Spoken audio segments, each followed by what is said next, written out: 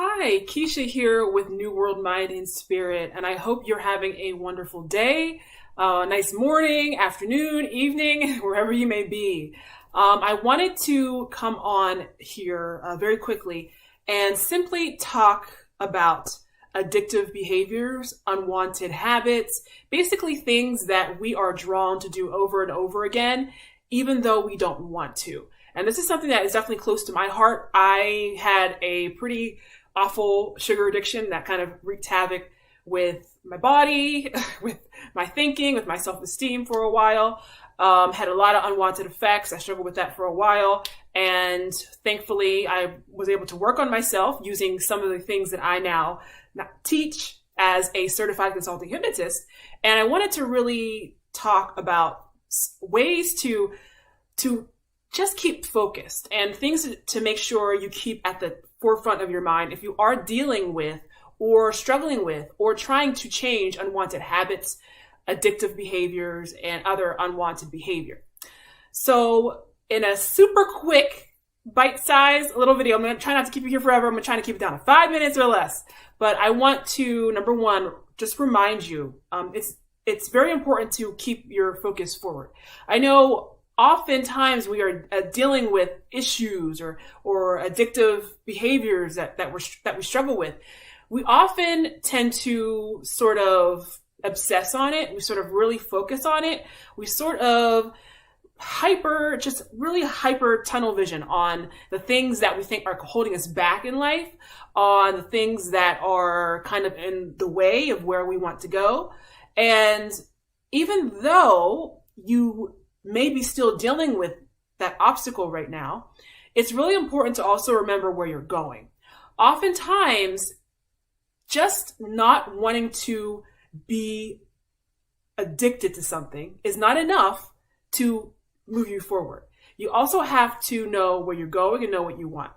There was a saying that was wonderful that I heard, which said, I can't remember where I heard it, but it basically was something akin to the pain pushes and the vision pulls, which I think is really accurate.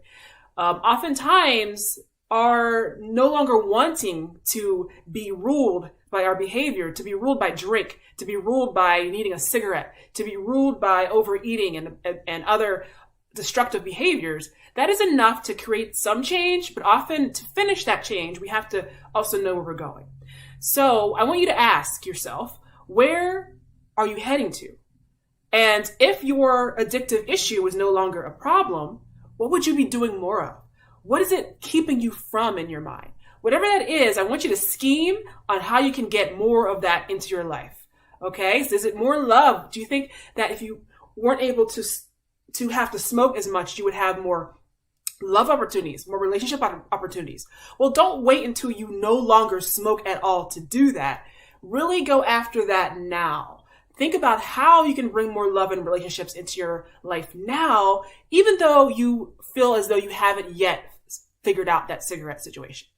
All right. Number two is to watch your my use. And this is something that a lot of us who are dealing or have been dealing with addictive behaviors, we often tend to refer to these things as my issue, my smoking problem, my drinking problem, my eating problem, my weight problem. It's really important that you not use the word mine. In fact, I'm letting you know from now on, I want you to be absolutely very attentive and aware of whenever you are using my to describe any sort of unwanted behavior. As a certified consulting hypnotist, I know how your mind works, and your mind, anytime you're referring to something as you're basically telling yourself that this belongs to you. So disown that. Disown what you don't want and do not refer to it as my. From now on, it is the. Disown it and cut it out of your life. And number three, I want you to know that if you haven't figured out exactly yet how to kick unwanted habits, it's not your fault. Okay? You often have subconscious programming. You have often learned to really get away from pain in a certain way. This can often stem from anything that happens in our childhood, adolescence, something that could have happened in a traumatic incident. And the best way to really figure out what is happening and how to undo it is honestly to really investigate and really to see what has happened in your past. So just know that it's not your fault. However, there are tools for you to be able to figure out the situation and turn the situation around. Practice self-love and compassion always. Always, always. It's important to really remember that you are doing the best that you can with what you're given. Okay? So I want you to repeat a statement, which is, I am worthy of all good. I deserve the best, and I am enough exactly as I am. It's really important to remember that even if you don't change a damn thing, you are still worthy of love. You are still loved. Okay? So I want to also just invite you to, certainly, if you are someone who struggles with addictive behavior, you certainly can overcome it. You have everything that you need to overcome it.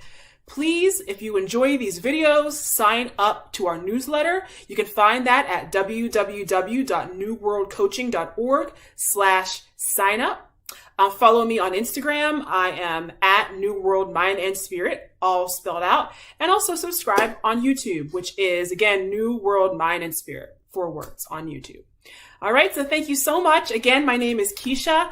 I'm with New World Mind and Spirit, certified consulting hypnotist, emotional wellness counselor, and author of Life Change Now, a 3-step guide to manifesting what you want through the magic of being who you are. So thank you so much and enjoy. And remember, you absolutely can do it. Remember to focus. Remember to practice self-love. Remember to disown what you don't want.